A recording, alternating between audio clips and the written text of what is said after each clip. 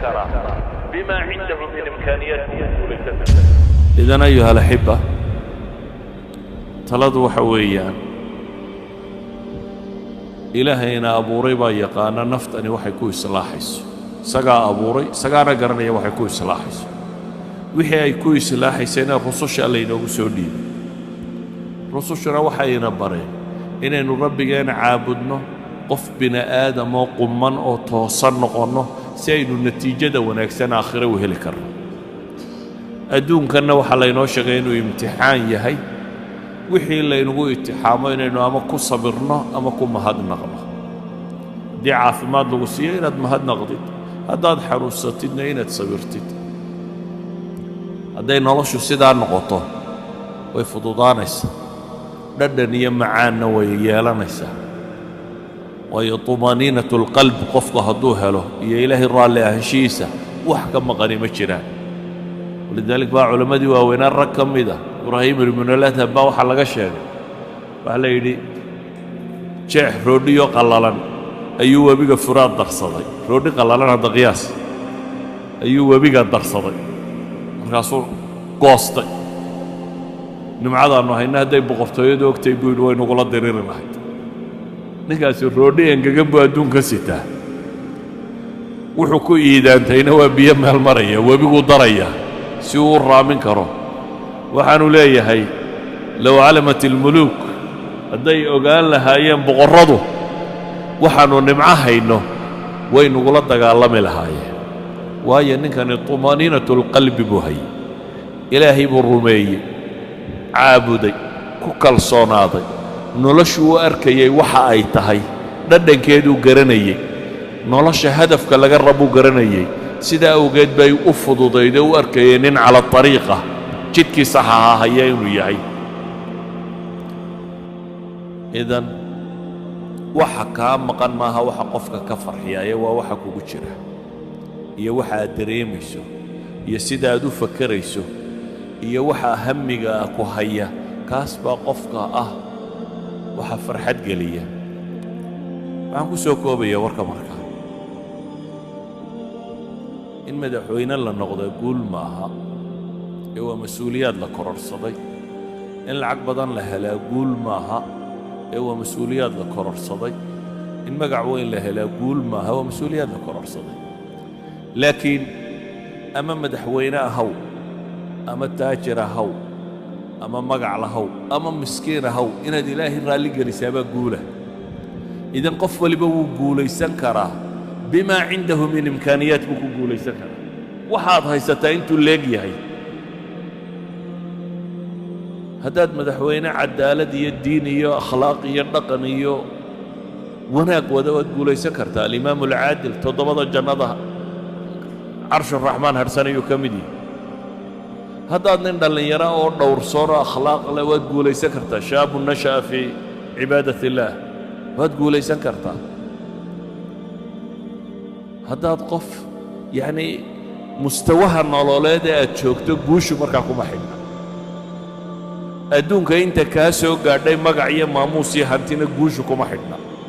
waad kadeednaan kartaa adigoo madaxweyne ah waad kadeednaan kartaa adigoo taajir ah waad kadeednaan kartaa adoo magac iyo maamuus leh waanad kadeednaan kartaa adigoo faqiira intaba kadeedku wuu la socon karaa guushuna way la socon kartaa idan guush iyo kadeedku ama guush iyo guuldarradu kuma xidhna waxa gacantaada ku jira iyo magac iyo maamuuska aad leedahay inta uu leegya kuma xidhna kaa kuma xidhna waxa uu ku xidhan yahay inta aad rabbigaa xidhiidh la leedahay inta aad nolosha macnaheeda fahmayso inta aad garanaysa maxaad u nooshahay qof hadduu maanta dhaqaaqo socdaal galo meel uu socdaana aanay jirin se uu yidhaahdo mar qudha nasan maayo ow daalo daalo daalo muxuu kororsado waxba ma kororsan soo maha laakiin haddaad hadaf leedahay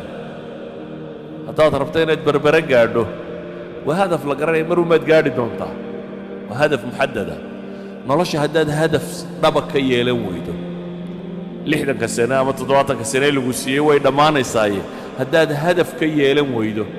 waa inaad rabbiga raalli geliso jannana raadacaysatid naarna ka badbaadid hadafkaa haddaad xaqiijin kari weydo noloshu qiimo ma leh wax kastoo agtaada yaallana qiimo ma leh waad kadeedanta inta kadeedan baad ku jirtaa waxaa dhibtu inaga haysataa waxa weeyaan dadka mawaasiintii baa laga qalday wixii ay wax ku qiimayn lahaayeen waxay wax ku qiimayn lahaayeen baa waxa laga dhigay wax bini aadamku ka qiimo badnaa gaadhi iyo daar iyo waxaasi maaha wax lagu qiimayo qofkii mise daarood buu leeyahay qiimihiisu maaha mise gaadhuu wataana qiimihiisu maaha gaadhigu wataa noocuu yahayna qiimihiisu maaha qofku intuu rabbigii ku xidhan yahay u dhow yahay buu qiimihiisa dhabta ah yahay taasuun baana aakhiro marka la isugu yimaado wax anfacda adduunka inta la joogana kadeedka qofka ka bixisa ilaa adduunka adoo waxaystaad kadeedan tahay haddaanad deganayn marka sidee su-aasha meeshan ku qoran waxa weeyaan sidee loo gaadhaa guusha dhabta ah si fudud baa lagu gaadhaa dhammaantiinna waa gaadhi kartaan waa jidkii nebi maxamed inaad raacdaan calayhi salaatu wasalaam dhammaantiin waa gaadhi kartaan dadka ha xamanin ha caayin ha maagin akhlaaqdaada hagaaji bini aadamka si fiican ula dhaqan waxaad ka xoog roontay waa cadaalad samee salaada iyo zakada iyo cibaadaadkaaga samee akhlaaqiyaadkaaga ku dhaqan waa in nin waliba awoodo in lacag u baahan maaha iyo magac iyo maamuus uma baahna waa in qof waliba awoodi karo idan waxaan rabaa un inaan idin idhaahdo guusha dhabtaa sidee loo gaadhaa haddii la yidhi dadkoo dhammi waa gaadhi karaa nebi maxamedna wuxuu yidhi dadkoo dhan baa jannada gelaya ilaa man abaa mooyaane ninkii isagu diida mooyaane dadku jannaday wada gelayaan buu nebigu yidhi ninkii diida mooyaane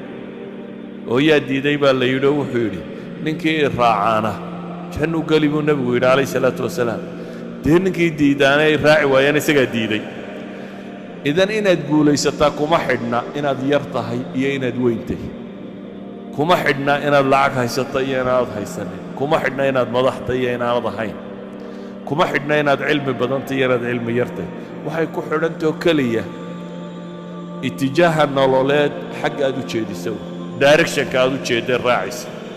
ma waddada xagga ilaahay qabataad maraysaa mise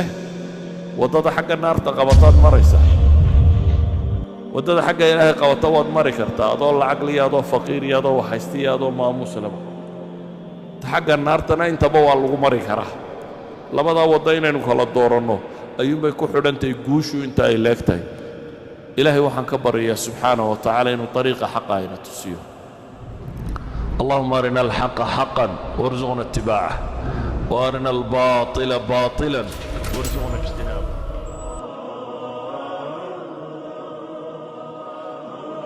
إذن إن ليس لكم حدنا إن يرتقي إن الويت